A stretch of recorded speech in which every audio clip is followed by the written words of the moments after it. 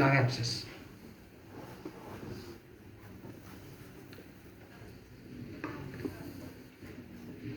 কি এটা? এর থেকে সুন্দর একখান আছে আমার কালেকশনে, ইহা পরীক্ষায় দেওয়া হইবে এইবার। বহু কষ্টে কালেকশন করিয়াছি। কি মনে হয় দেখিয়া? ওরে বাবা, প্যাচি শোনেন, ভালো করে খেয়াল করে দেখেন। There are multiple ring-like shadows in all zones of both lung fields with honeycomb appearance. This is bilateral bronchiectasis. Diagnosis is bronchiectasis. এটা আপনাদের পরীক্ষায় যেটা আমরা দিব ওইটা ওরা দেখাই দিবে। ওইটা আমার কাছে একটা কালেকশনে আছে। ওইটা এত সুন্দর, ওইটা দেখলে মনে হবে বাসায় নিয়ে যাই। ওইটা আসলেই রিং এর মতো। ওইখানে এটা একটু অস্পষ্ট, আমি স্বীকার করছি। এটা আমার পুরানটা ছিল, আমি যখন এটা বানিয়েছিলাম আমার হাতে ওইটা ছিল না। তো এটা ওইটা যেটা আপনাদের দেয়া হবে ওইটা দেখে অন্য কিছু ভাবার কোনো সুযোগ নেই। হ্যাঁ, ওইটা একদমই রিং এর মতো। So this is bronchiectasis. Presentation কি হবে? Long history of fever, cough, hemoptysis. ঠিক আছে, long history of cough and hemoptysis. Examine করলে কি পাবেন? Chested bilateral crepitations and general examination A clubbing. কি কারণে bronchiectasis হয়? কমন কি কারণে হয়?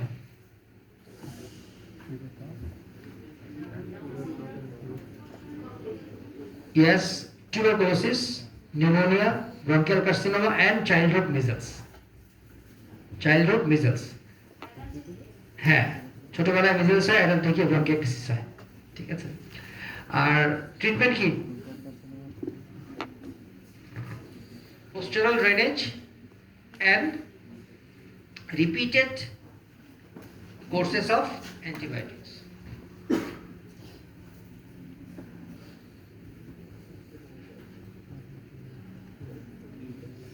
Can you describe the sputum of bronchiectasis? The answer is yes, there is profuse, foul-smelling sputum, mostly produced in the morning. এই জিনিসটা বলতে হবে, profuse, foul-smelling, purulent sputum.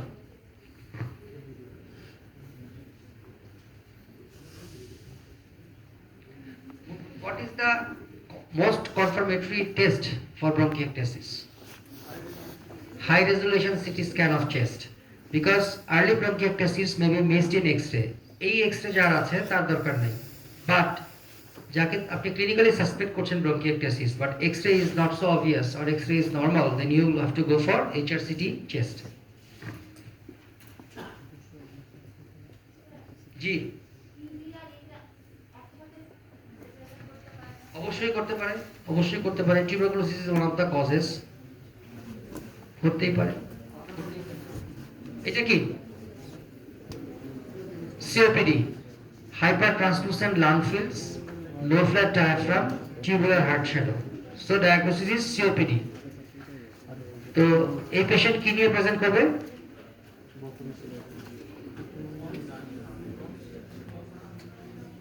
Long history of cough,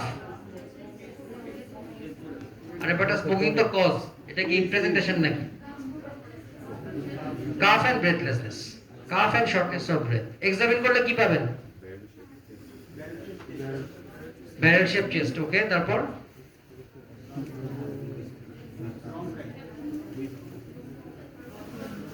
bronchial breadth sound এখানে পাবেন না, মনে রাখেন bronchial breadth সাউন্ডের একটাই কজ, সেটা consolidation. Vesicular breath sound with প্রolonged এক্সপিরেশন, আর এডেড সাউন্ড পাবেন ব্রঙ্কাই। ঠিক আছে, তো সেম জিনিস তো আরেকটা কন্ডিশনে পাওয়া যায় না? ভেসিকুলার উইথ প্রolonged এক্সপিরেশন এবং ব্রঙ্কাই অ্যাজমাতেও পাওয়া যায়। তাহলে অ্যাজমা আর সিওপিডি কে আলাদা করার উপায় কি? একটা হচ্ছে এক্সরে দিয়ে আলাদা করা যায়। এক্সরে হচ্ছে এখানে এই অ্যাবনর্মালিটিগুলো থাকে, অ্যাজমাতে থাকে না। ক্লিনিক্যালি কিভাবে আলাদা করা যায়?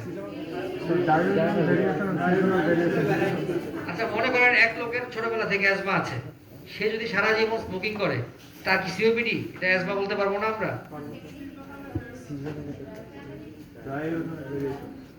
এটা most important, diurnal variation, very important. So clinically, asthma and COPD can be differentiated. We can at least clinically differentiate. there are some points in the history that supports asthma, and there are a few points in the clinical examination that supports COPD. খেয়াল করেন অ্যাজমার পক্ষের পয়েন্টগুলো কিন্তু হিস্ট্রিতে, আর সিওপিডির পক্ষের পয়েন্টগুলো এক্সামিনেশনে। দুটাতে common জিনিস হচ্ছে দুই গ্রুপের পেশেন্টই কাফ এবং ডিসনিয়া নিয়ে প্রেজেন্ট করে, দুই গ্রুপের পেশেন্টেরই লং হিস্ট্রি থাকে, কিন্তু হিস্ট্রিতে এই পয়েন্টগুলো থাকলে এটা asthma. Number 1 childhood onset, number 2 diurnal and seasonal variation, okay, number 3 positive family history, number 4 other allergic conditions, and number 5 worsening on dust exposure. asthma এগুলার কোনটা থাকলে সাপোর্টস asthma। এখন আমাকে বুঝান তো ডায়াগনাল ভ্যারিয়েশন মানে কি? স্যার ডিউরেশন সকালে বা রাতে। yes, symptoms will different on day and night। কোন সময় বেশি হবে? Night. asthma symptoms are always worse at night। আর seasonal variation মানে কি? it will vary on the season। কোন সিজনে বেশি হবে? উইন্টারে, অলওয়েজ উইন্টারে বেশি হবে। খেয়াল রাখবেন COPD is equally symptomatic all through the year and equal in day and night, but in asthma it is worse at night and it is worse the more there will be more attack, more severe attacks in winter। আর clinical এক্সামিনেশনে কতগুলো finding আছে যেগুলো COPD কে support করে, like purse lip breathing, tracheal tug, then parallel chest, impalpable apex breath, and low down diaphragm।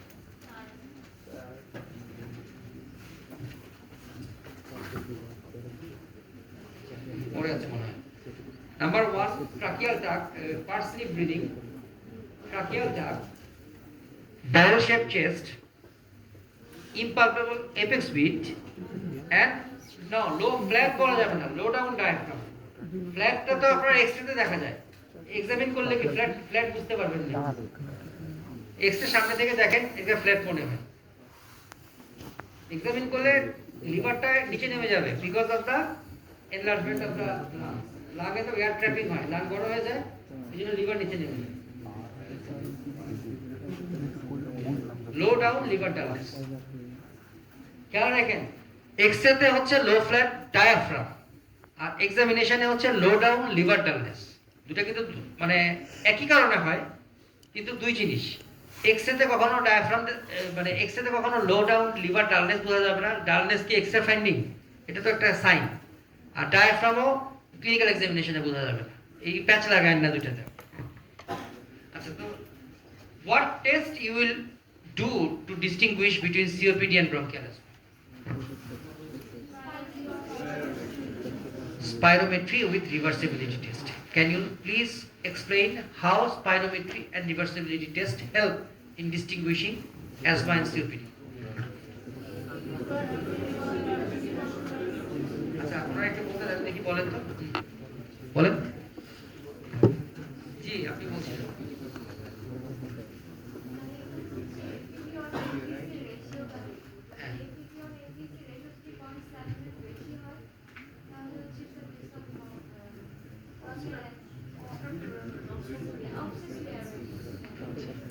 বেশি হলে জি fine. আসলে বলতে যাচ্ছিলেন, বলেন। জি বলেন।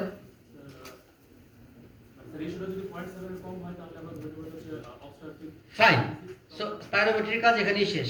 দেন আমাদের রিভার্সিবিলিটি টেস্ট করতে হবে। এর ফার্স্ট স্টেপ হচ্ছে ratio, FeV1 FVC ratio. If it is less than 0.7 then it is obstructive airway disease। তো obstructive airway disease কি কি আছে? asthma and COPD। এই দুটোকে আলাদা করার জন্য আমার এখন হেল্প নিতে হবে রিভার্সিবিলিটি টেস্ট। ওটা কিভাবে করবেন?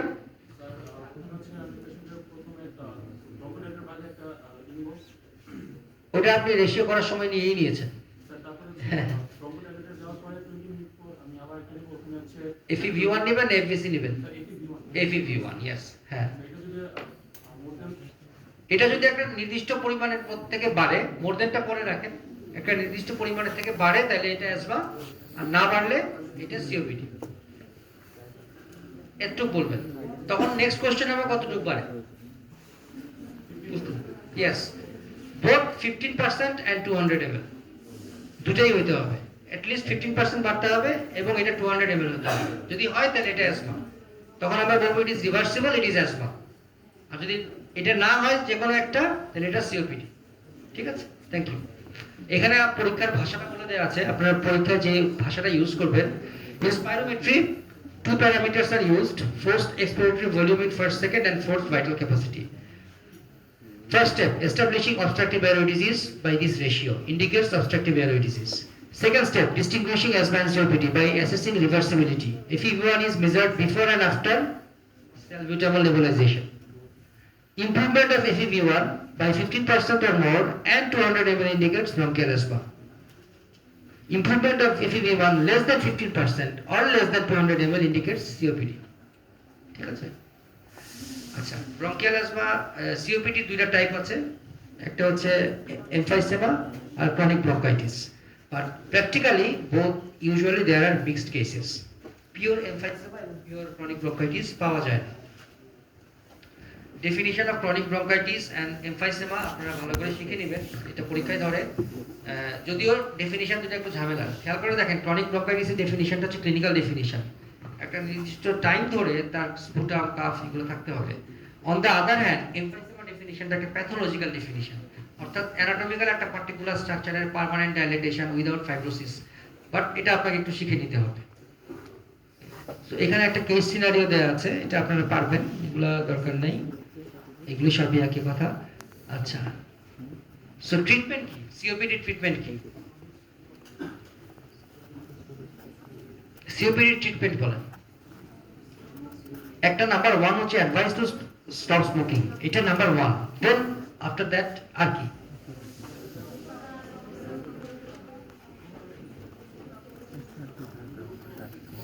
ইয়েস, তাহলে আমাদের তিনটা জিনিস, একটা হচ্ছে smoking cessation, number 2 drugs, and number 3 long term oxygen, low flow oxygen therapy. এখন domiciliary oxygen therapy that is used at home. So কি কি ড্রাগস ইউজ করা হয়? Okay, on a regular basis usually কি কি ড্রাগ ইউজ করা হয়? Yes, long acting beta against use করা যায়, তারপরে লং অ্যাক্টিং অ্যান্টিকোলিনার্জিক ইউজ করা যায়, লং অ্যাক্টিং স্টেরয়েডস, এটা তো লং অ্যাক্টিং না, স্টেরয়েডস ইউজ করা যায়। সো কমনলি কি ড্রাগস আমরা ইউজ করি? কমনলি আমরা ইনহেল ড্রাগস ইউজ করি রেগুলার বেসিসে, which may be long acting beta agonist, long acting anticholinergics or steroid or inhale drugs. আপনি কি নাম বলতে পারবেন? Long acting beta agonist inhaled salmeterol, আচ্ছা। আর long acting anticholinergic tiotropium, tiotropium. আর লং অ্যাক্টিং স্টেরয়েড, ঠিক আছে, এটা বলে একটা, সবাই একটা, যে কোনো একজন মানে একটা শিখবে, প্যাচ লাগায় না। আর when there is troublesome symptom, তখন কি লং অ্যাক্টিং এগুলো কাজে লাগবে? তখন আমাদের শর্ট অ্যাক্টিং ড্রাগ দিতে হবে। কি কি ড্রাগ দেওয়া যায় short acting? Short acting beta against দেওয়া যায় সালবিউটামল, অথবা শর্ট অ্যাক্টিং অ্যান্টিকোলিনার্জিক দেওয়া যায় ipratropium. What is the complication of COPD? Type 2 respiratory failure. Okay. Acute exacerbation হয় না? Acute exacerbation of COPD, type 2 respiratory failure, এবং আরেকটা কমপ্লিকেশন হয় core pulmonary. COPD leads to pulmonary hypertension, that leads to right ventricular hypertrophy and failure. It is called core pulmonary. ঠিক আছে? তো acute exacerbation of COPD patient হলে তাকে কিভাবে treat করবে?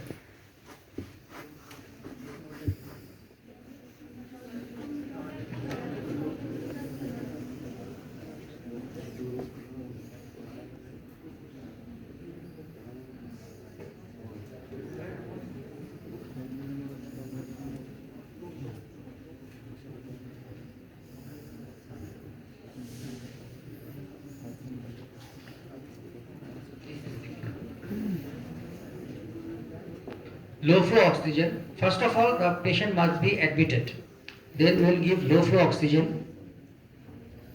nebulization with ipratropium and salbutamol, prednisolone, broad spectrum antibiotic. When the patient deteriorates, despite this treatment, we have to use artificial ventilation. এখন এখানে আমি কেন লো ফ্লো অক্সিজেন ইউজ করছি, কেন হাই ফ্লো দিতে পারছি না? Yes, there are two respiratory drives. One is hypoxic drive, one is hypercapnic drive. In COPD, the hypercapnic drive is already inactive, saturated. The only drive is hypoxic drive. So if you rapidly correct the hypoxia with high flow oxygen, then it will cause respiratory arrest. It will inhibit the medullary respiratory center and cause respiratory arrest. Fine. আপনারা সবই পারেন। এই পেশেন্টের arterial blood gas যদি করেন, কোনো abnormality পাবেন? কি পাবেন? Type 2 respiratory failure with respiratory acidosis. তার মানে এই পেশেন্টের পিএইচ কম হবে, PO2 কম হবে, PCO2 বেশি হবে। ঠিক আছে, এগুলো আপনারা বলে ফেলছেন। আচ্ছা, অ্যাজমা ট্রিটমেন্ট সম্বন্ধে আমাকে একটু বলেন। অ্যাজমা ট্রিটমেন্ট কিভাবে করবেন? ব্রঙ্কিয়াল অ্যাজমা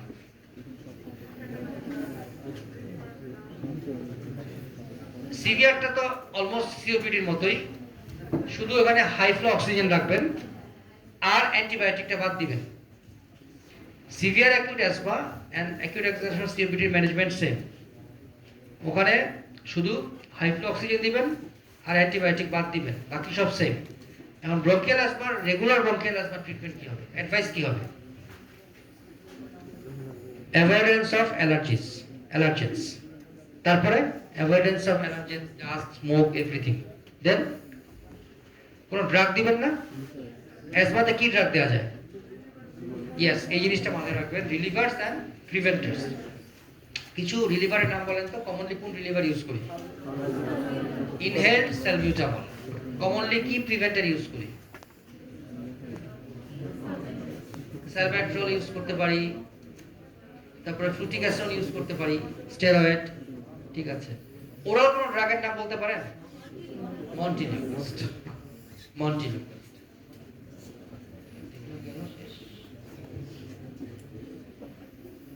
আচ্ছা, আমরা প্রশ্ন করেছিলাম কোর পালমোনাল, তাই না? COPD with cor pulmonale. একটা পেশেন্টের যদি কোর পালমোনাল ডেভেলপ করে, সিওপিডি পেশেন্টের কি নতুন সাইন পাবেন? সন্দেহ করবেন যেটা cor পালমোনাল।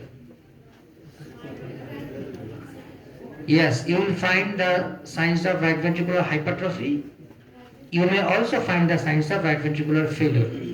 So what are the signs of right ventricular hypertrophy? আর কতক্ষণ আছে? হ্যাঁ, কতক্ষণ আছে? ওকে, কি কি স্যার?